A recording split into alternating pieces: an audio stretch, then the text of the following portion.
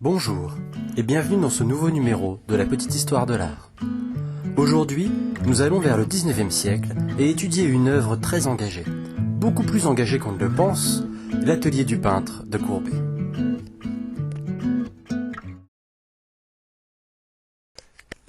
Gustave Courbet est né en 1819 à Ornans. Issu d'une famille de propriétaires terriens, il développe très vite des capacités artistiques qui le mènent à intégrer le Collège royal de Besançon dans la section Beaux-Arts. Il part ensuite sur Paris en 1839 pour suivre des études de droit, mais, mauvais élève, il délaisse cette voie pour suivre des cours de peinture dans différents ateliers et académies. Il se fait connaître peu à peu grâce à un style naissant qui fait scandale dans le milieu artistique de l'époque, très figé dans les normes de l'académisme. Ce style, visible dans les tableaux comme l'Enterrement à Ornans ou les Baigneuses, s'appelle le réalisme. En peinture, Courbet en est l'un des plus grands représentants. Pour bien manifester son opinion, il décide d'afficher sa vision du monde ainsi que sa place d'artiste dans la société, dans cette immense toile qu'est l'atelier du peintre. Ce grand tableau de plusieurs mètres de surface s'offre à nous avec plusieurs éléments. Pour bien le comprendre, faisons comme d'habitude dans la petite histoire de l'art et portons notre regard sur chacun de ces détails pour mieux comprendre tout le tableau. Tout d'abord, on peut voir que le tableau se divise en trois parties, à gauche, au centre et à droite. Chacune d'entre elles possède un groupe de personnages bien particulier. Dans la partie de gauche, on voit un ensemble disparate de personnages. On peut y voir un juif, un prêtre, un marchand, une mendiante, un ouvrier inactif, ainsi qu'un chasseur. C'est le groupe du peuple, dans le sens de la partie de la population exploitée qui vit dans la misère. Au centre, on retrouve le peintre, Courbet lui-même, en train de peindre un paysage. Juste derrière lui, on voit une femme nue qu'on associe à une muse, une allégorie de la vérité venant approuver l'artiste dans son geste créatif. On peut voir également un enfant, à l'allure délabrée mais curieux en face du travail du peintre. Enfin, à droite, on peut voir les amis de Courbet, les amateurs et les professionnels du monde de l'art. On y retrouve notamment le poète Charles Baudelaire, concentré sur un livre, le critique d'art Champfleury, ami de Courbet. On y voit aussi Alfred Bruyas, le collectionneur d'art ainsi qu'un fidèle client de Courbet.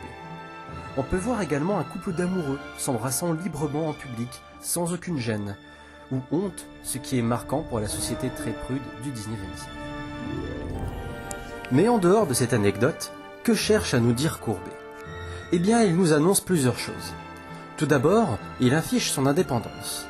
En effet, comme je l'ai dit un peu avant, Courbet est l'un des principaux créateurs du mouvement réaliste qui se caractérise avant tout par son souci de mettre en avant la réalité brute telle qu'elle est sans les arrangements que propose l'académisme. Dans ce but, il n'hésite pas à montrer cette réalité crue qu'on ne peut pas voir notamment avec le groupe de gauche présentant les miséreux ou ceux qui rendent le peuple miséreux selon lui. Ainsi, on peut voir le chasseur disposant des traits de Napoléon III car il fait partie de ceux qui exploitent le peuple selon Courbet. Le peintre s'est régulièrement servi de modèles venant des basses couches de la société, comme il l'a fait dans son tableau L'Enterrement à Ornans. Afin que les spectateurs soient marqués par ce réalisme, on peut noter que ce groupe de gauche correspond à l'image qu'on se fait de la misère.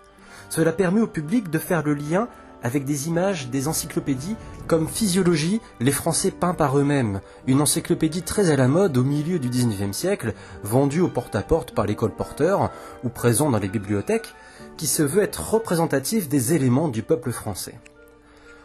Enfin, pour souligner ce côté défenseur des pauvres et rebelle contre l'autorité, il n'hésite pas à placer son ami le philosophe et polémiste Pierre-Joseph Proudhon, figure de l'extrême gauche et de l'anarchisme, dont les prises de position politiques en faveur du monde ouvrier l'ont rendu célèbre dans la politique du XIXe siècle. D'un point de vue plus artistique, Courbet déclare aussi son indépendance face aux mentalités établies.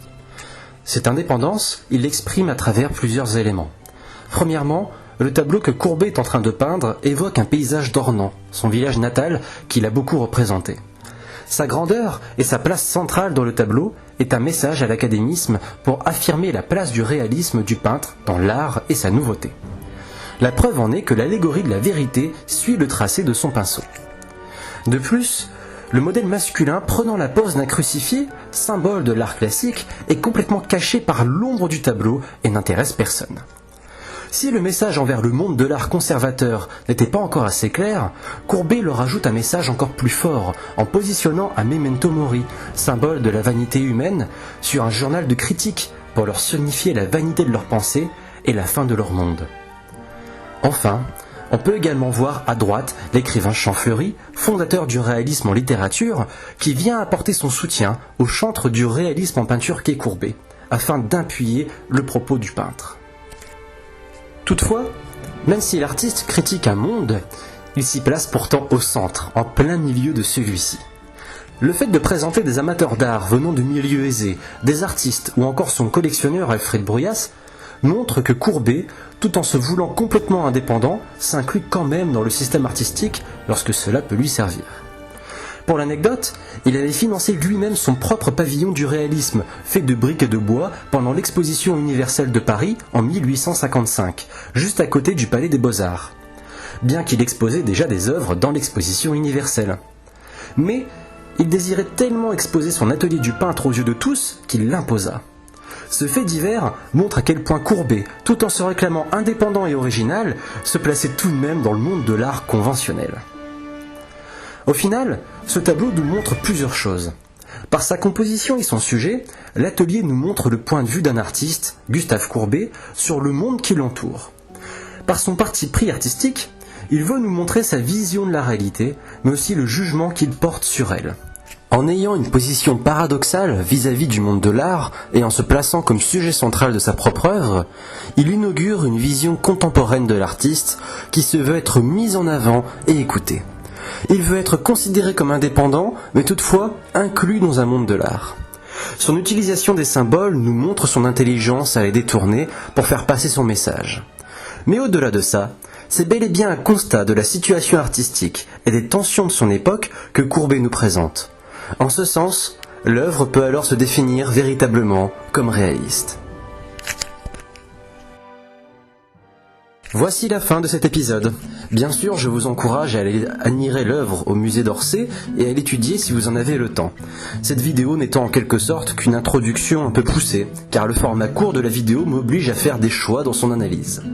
En tout cas, n'hésitez pas à partager la vidéo et à la commenter, cela me fait toujours extrêmement plaisir.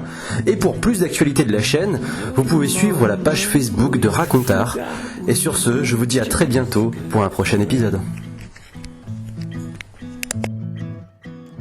I moved my arm, her face went red again.